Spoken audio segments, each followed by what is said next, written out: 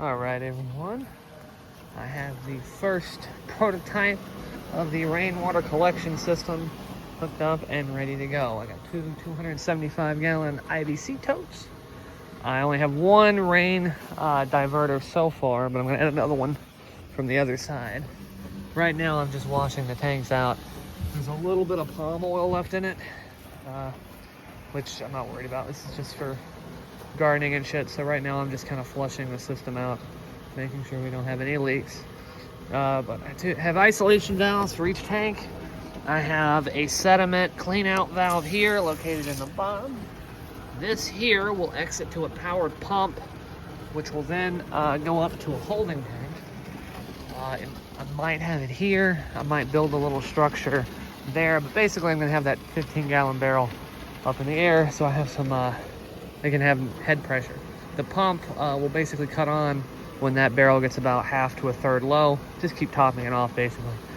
Then if these are reasonably full, you can actually just use this hose here, because you should have enough head pressure. Since most of the stuff I'm watering is down the hill a little bit there, I should have enough pressure for that to work. Actually, let me go and close this. But I think it worked out pretty good.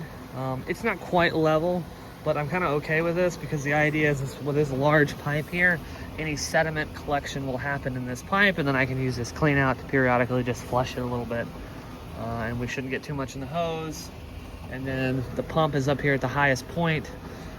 Water will not flow very quickly through here, but it will.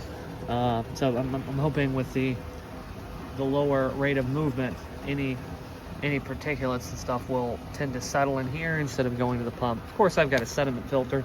It's going to be there before the pump goes, but or before it gets to the pump.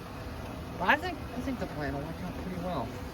We'll see if these two diverters are enough to fill these, but if you notice, I have a spot for a third tank, which I might do if I can get another one of these, which means I'm gonna have to kind of splice this and add one. But I mean, it's not that big of a deal. The only thing that does worry me with this extra diameter pipe, it's a little heavy, but it seems okay. I guess we'll find out.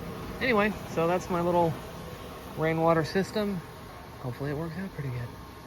Anyway, it's just a quick update. Goodbye.